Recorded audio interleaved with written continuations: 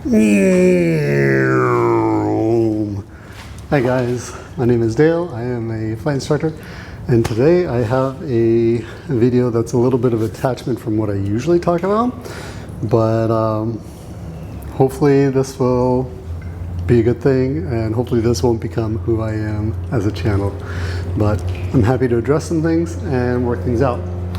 So, personally, I have been fascinated and love to study and learn religions, cults, and conspiracy theories. I think conspiracy theories are fascinating, and it's such an interesting way how people believe what they believe and what faith does to humans.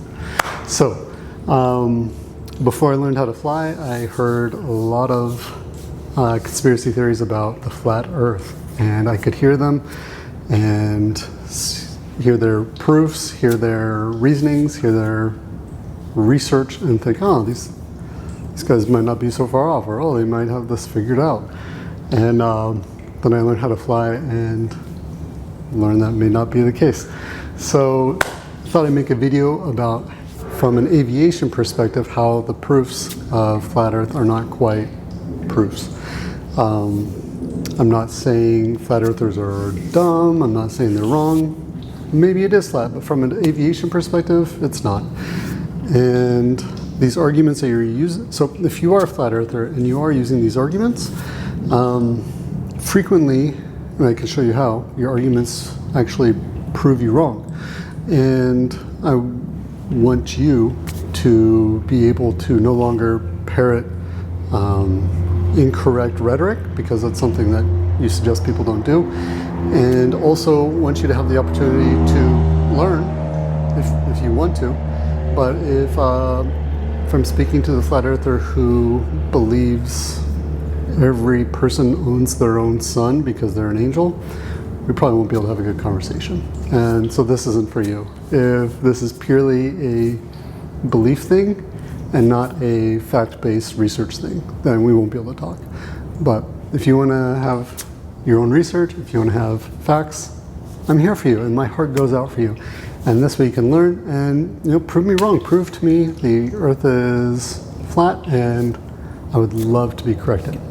But one of the things I hear a lot is about how planes don't dip their nose. If you'd have to dip the nose to fly around it. And as an explanation, they say if the Earth is round, as you're flying, you'd have to keep dipping your nose so you don't fly off into space. And the fact that you don't feel that proves.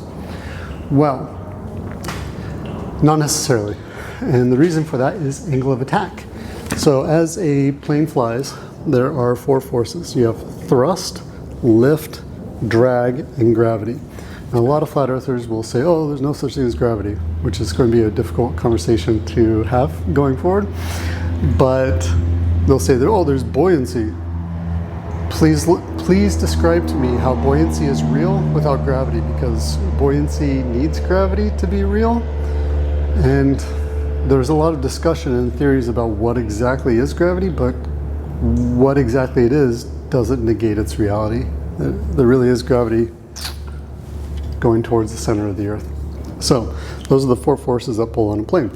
Now, for a plane to go completely flat level, most airliners will pitch up about 2.5 degrees to go up. That is the angle of attack. Now, a plane does not fly like a laser. If it were a laser, it would go into space. But as a plane climbs, it has less and less air, and it needs that air to combust, to make power, to make thrust, to make lift, to go up. And as it goes up, up, up, up, this plane, it runs out of steam around 12,000 feet. It has a lot less power at 12,000 feet than it does at sea level. Airliners, I currently fly the 737, and that can't go above 41,000 feet if it's light. If it's heavy, we could be stuck as low as 33,000 feet. But again, angle of attack, here is a helicopter blade. Consider the lift to go straight up. If you start pitching up, you have lift kind of going up and back, and that'll also increase the drag coming off of this. So you're fighting drag, you're fighting the lift, and so the plane will oftentimes fly straight while pitched up. But you could also be going super, super, super fast, and now your lift is pointing that way, and you could even pitch the nose down in Cessnas and still climb with a lot of thrust. That's actually part of the first lesson that you learn as a private pilot. You control your pitch for airspeed and your power for altitude. So if you want to go climb, you give it more power and your plane will even nose down. And if you want to go slower, you can pitch your nose up and then you'll go slower. That's new pilot license stuff. Now, flat earthers also love to say that they train pilots how to fly on a flat earth, and that our maps and our radar and all that are for flat. I'm here to tell you that's not the case. For example, here is a sectional chart, which is a map. And I'll go ahead and bring it into you, and you can see this is for El Paso, and this is a conical projection map. Ooh, off to a bad start. So, if we pull this out, you can see that the projection maps are from a three-dimensional object onto a two-dimensional object, such as this map. And right along here you can see the accommodation for the round Earth. Now, it's not quite up and down anymore, but they try to be up and down. And also, for the apps, this is same sort of thing, if it'll focus. But you go ahead and zoom out, and zoom out. Oh, it's a round Earth. Yep, every time. So there's that for the maps. Now, there are also, for radar, we are trained with the radar to estimate how tall thunderstorms are from hundreds of miles away by how much we have to pitch the radar down to see, if it's a 2-degree down top and it's 150 miles away, it should be this high as we get up to it. And it's interesting because as we're flying, we can see the tops of thunderstorms, which could be 9 miles high, just poking over the horizon. And then as as it comes over the curve, we can see them get up and over our heads. It's pretty neat. It's very interesting. We can also do that with our radio communications. There are some frequencies that are line of sight, and for those, depending on our altitude, we can be up to 180 nautical miles away and still reach them. But then as soon as we get behind a mountain or the curve, then we can't communicate with them anymore. We have to resort to using HF frequencies, which will bounce off the ionosphere, which sound a lot more like the Star Wars radio invading the Death Star. It's really crackly and it's no fun. Also, another thing that I see from flat Earth oftentimes is the view from here, and it will say, oh, well, flights always go over the North Pole, which show that it only makes sense on the flat. Few things to that. One, it's usually actually shorter on the globe to go that route. And two, what we'll do with that first. So let's say we're flying from Tokyo to San Francisco. We would not go like that. But if you pull it tight, San Francisco, see the string goes up and towards Alaska and Kamchatka Peninsula. Now, the other reason why flights go close to the poles is because airlines are very risk adverse and they want to stay close to a safe spot to land. So in case a fire were to break out, in case an engine were to fail, different criteria say that you need to be within an hour, 50 miles, 3 hours, or whichever from a suitable airport to land. So they'll say, oh, why did a plane flying from the Philippines to Los Angeles land at Seattle, land at Alaska? Well, because one, it's the closest if you're right here, and they got to touch down. So that's why. Now, another favorite. There's one movie I saw about this lady that wanted to fly from Australia to South America, and it showed her flying here to here, which made sense on a flat Earth map, but it took forever. And the reason that showed is because if she was buying on an American carrier. Now, an American carrier has to land or take off from America, United States, I'm aware. But if you book on Qantas, they have to land or touch down in Australia. So they will fly the southerly route near Antarctica, and they do that every day. So do your own research. Look at a flight radar. There are planes flying from Australia to South America, and also from Australia to South Africa, and they get real close to Australia. Buy a ticket on it, and you'll see it, and it'll be a lot faster. And those routes are actually completely impossible on polar-centric flat Earth model. Completely impossible, because these planes cannot break the speed of sound, and they don't have enough fuel to go across that. Another thing that reminded me, there's a video out about how planes don't need fuel to operate. I'm telling you, as someone who buys fuel for this plane, it does need fuel to operate, and a jet does need fuel to operate. Now, it'll show like a coil running through the stream. Well, the stream is providing motive flow to spin that coil. But in the air has mass and volume, and the fans have to push and move that away. So, no, we're using a lot of fuel to push air to develop thrust. And I account for it with my money and with weight and balance. So it's a very real thing. I'm sorry.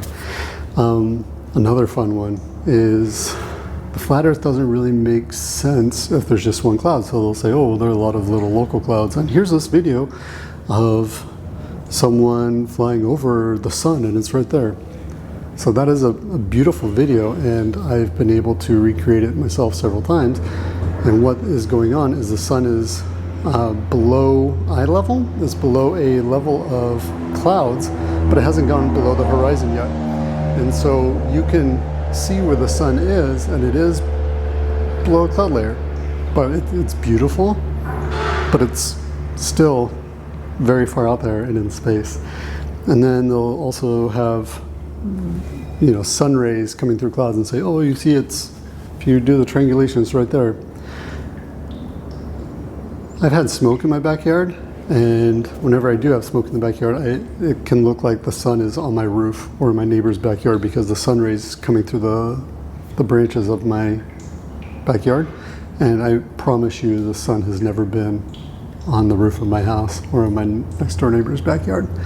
It's fun to say that, but it actually isn't. So, sorry to tell you that. But the sun being below the layer of clouds is a tangent to another one. Another common flat Earth proof is that as you climb, the Earth should fall away from you, and it shouldn't, rise to eye level. Well, truth is, it does fall away from you, and it doesn't rise to eye level. So that video of the sun underneath the clouds, that layer of clouds is just below eye level, obviously, because they're above the clouds. And then you can see the sun, and then the Earth. And the Earth is below eye level. So this is another example of the flat Earth proofs proving themselves wrong. And so, for another example, look at how big the United States is. When you have a little teeny airplane, in perspective, it is just hardly over the surface of this, like a needle's width. Like my fingernail is already too high. So as you're cruising over, you're not going to see a whole lot of curve. You're not going to see a 180-degree curve. But another thing that they teach us, and another thing that makes only sense in a globe, is distance and planning for fuel and time and distance. And so 6,076 feet equal 1 nautical mile. 60 of those nautical mile equal a degree, and that is something that you can see referenced in here. All these little notches here are nautical mile, and you get 60 of them, and they make their degrees. Isn't that fun? And so each degree, each knot is a minute of angle, MOA. You may have heard of those before. And then each degree, there are 360 of them, go around the Earth. And so if you are planning your distance, your fuel burn, your time in knots, there you have it. Those knots only work on a ball Earth. It would not work for Qantas flying around the southern hemisphere if it was wide out. As I say hemisphere, I think also a big flat Earth argument for some reasons. Oh, planes, even in the word, it's plane. Even in hemisphere, it's sphere. It's fine, guys. I don't know why that's a proof. One of the things that I see every day that I actually had a passenger ask about the other day that is so, so beautiful is every time the sun sets or the sun rises, as the sun gets behind the Earth, it casts a shadow through the atmosphere that you can see over here. And to me, that's one of the most beautiful things, to see the arched shadow of the Earth rise and fall every sunrise and sunset. One thing you can see as a person on the ground, if it's a clear day, right at sunset, look up and you'll see the planes flying above you are still in the daylight because the Earth is curved. If there's a real tall thunderstorm, you can watch the sunset going up from the bottom up because the sun's setting behind the curve. It's pretty.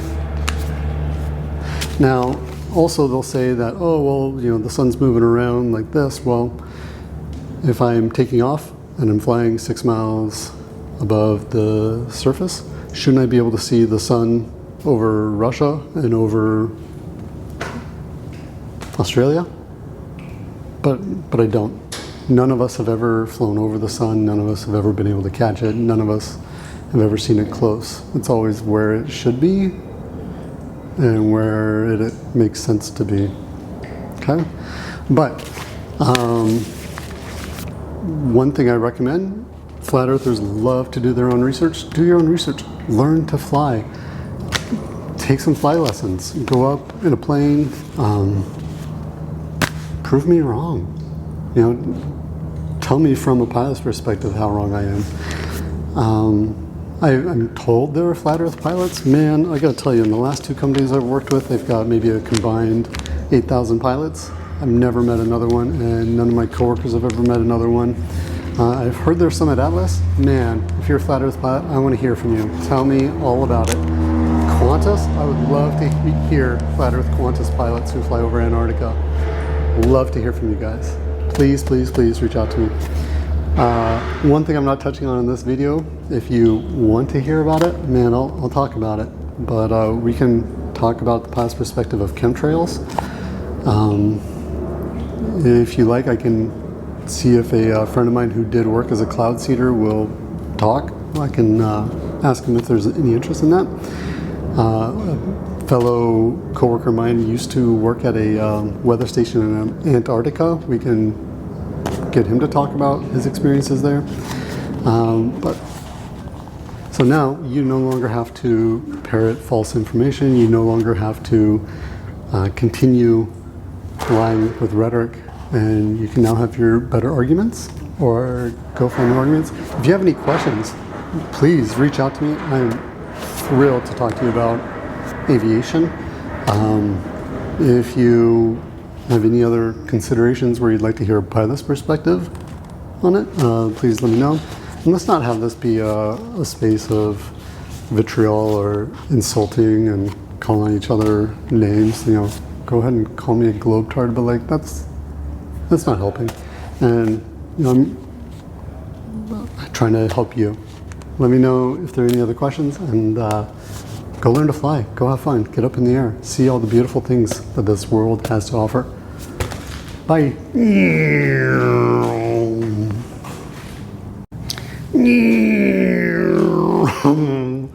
And a quick addendum for something I forgot to mention is people say, oh, why can't I see the curve from flying? And you can. Some quick math and algebra will tell you this is all correct, so fact check me. If we're flying at about 36,000 feet, that's just about 6 knots up. And from there, you can see about 180 knots around you. And that's also at about a 3-degree slope above the ground. So you can see the ground 3 degrees below and about 180 knots around. Now, since we know that every 60 knots is a degree, that says you can see 3 degrees. So you can see about a 3-degree curve, which is really, really subtle. And a lot of people will just assume, oh, well, that's flat. But please take a wide angle picture, take as big of a picture as you can, whatever you want. And from there, you know, go ahead and edit it yourself and condensing it, and you can bring the sides in, and you'll see that the center is in fact higher than the sides because it's real subtle, just 3-degree curve, but it's there. And it's beautiful. Now, a lot of people will say, oh, well, that's because the windows on an airplane are curved. And they are, but they are curved top to bottom, which would only distort it for passengers side to side. And they're not curved in a way that'll make it appear to be, you know, wrong for you out of your window.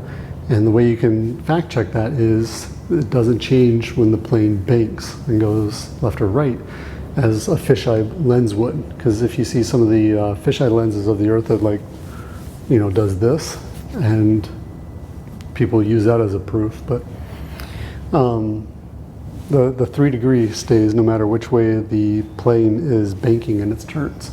So, but yeah, once you get to about 36,000 feet, and consider it about every increment above that for degrees, if that's making sense. So you get up to now 4 miles high, you can see, I'm sorry, get up and see 240 knots out. Now you can see about 4 degrees. And get out to 300 miles or knots far, you can see 5 degrees. And so it's still a pretty subtle curve, even if you're getting pretty high up. And so that could be why you're not seeing the curve that you're expecting. It's not nearly as small as you think it is. And one of the things I always teach my students is to check your math and make sure it makes sense, because it's real easy to do your math a little bit wrong, and then you're going backwards in air mathways. And so quite often I'll see flat earthers quote some math on how to determine the curve, and they run the math like a snail curve, and so it just gets tighter and tighter and tighter and tighter. And no one has ever claimed that the Earth is snail-shaped until now. I'll say that. But anyhow, hopefully this empowers you to learn more and be better at your points, and maybe take a flight lesson. Have fun.